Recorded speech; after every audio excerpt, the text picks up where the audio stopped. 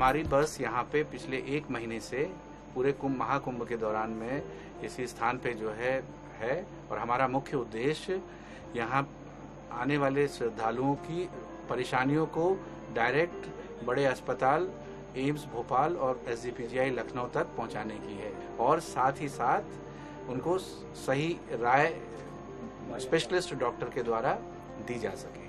हजारों पेशेंट अभी तक आ चुके हैं, जिसमें श्रद्धालु भी है, साधु संत भी हैं, बूढ़े बुजुर्ग भी है। मैं आपका नया आइटम मैंने कल पेपर में पढ़ा था, ये इसरो वाला कि बस में ऐसा सिस्टम है कि जिसमें सारी तकनीकी सारी से जानकारी लेके और इलाज किया जाता है और डॉक्टर लखनऊ या दिल्ली में बैठा हुआ है और यहाँ जानकारी लेके वो बताएंगे और यहाँ दवा गोली मिल जाएगी।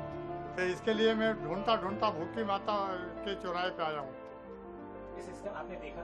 अरे सिस्टम क्या देखा, मैं तो गदगद हो गया आपके सिस्टम को देखकर। भारत सरकार को और सारे वैज्ञानिकों को बार बार बधाई हो, धन्यवाद हो कि आदमी कहाँ पर है, डॉक्टर कहाँ पर है और इलाज हो रहा है, डॉक्टर से बात हो रही। आप सब बधाई के पात्र हो। जो भी वैज्ञानिक हो उनको मैं बार बार बधाई दूंगा। हमारा ये मोबाइल टेलीमेडिसिन यूनिट पूरा जो है 4 हिस्सों में बटा हुआ है। पहला हिस्सा ड्राइवर सेक्शन है, जिसमें ड्राइवर के साथ साथ पैरामेडिकल स्टाफ को बैठने की सुविधा है। दूसरा सेक्शन IT सेक्शन है, जहाँ पे वीडियो कॉन्फ्रेंसिंग के द्वारा हम जो है रिमोट सेंटर्स को कनेक्ट कर सकते हैं और साथ ही साथ पेशेंट अवेयरनेस के लिए ऑडियो विजुअल गैजेट्स जो है लगे हुए हैं। इसी IT सेक्शन में प्रिंटर के माध्यम से हम IV प्रिस्क्रिप्शन का प्रिंट आउट कंसल्टेशन के बाद देते हैं। तीसरे सेक्शन में माइनर OT सेक्शन है और जहाँ पे हम पेशेंट के वाइटल पैरामीटर्स को जो है लेते हैं और साथ ही साथ एक्सरे मशीन वहाँ पे लगी हुई है। चौथा हिस्सा मोबाइल का जो है पैथोलॉजी सेक्शन है, जहाँ पे टेलीपैथोलॉजी के उपकरण और टेलीऑप्थेमोलॉजी के उपकरण लगे हैं।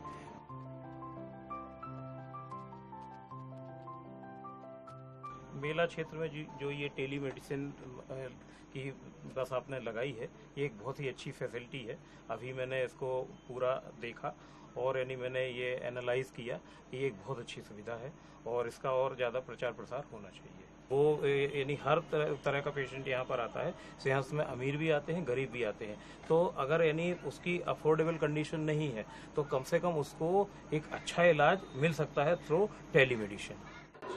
अब आप ये जानते हैं कि यहाँ पे जो आने वाले पेशेंट्स हैं वो नॉर्मली श्रद्धालु लोग हैं अभी सिंहस्थ में, और कोई बहुत ज़्यादा पैसे वाले और बहुत ज़्यादा शायद पैसे वाले लोग नहीं होते हैं, मध्यम वर्ग या उससे भी नीचे के तबके के लोग होते हैं।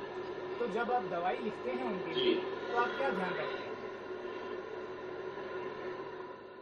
दवाई लिखते समय सर एक तो ये ध्यान रखते हैं जो दवाइयाँ अपने पास में अवेलेबल है टेलीमेडिसिन जो सिंगल मोबाइल टेलीमेडिसिन में, तो मैक्सिमम दवाएं मैं यहाँ से लिखता हूँ और जो दवाएं यहाँ अवेलेबल नहीं है तो बाहर से मतलब जेनरिक दवाई जो कम कीमत पे अपन को अवेलेबल हो जाती है मेडिकल शॉप से, मेडिकल स्टोर से, तो जेनरिक मेडिसिन में उनको लिखता हूँ सर जनरली, तो कम से कम पैसे में वो खरीद पाएँ।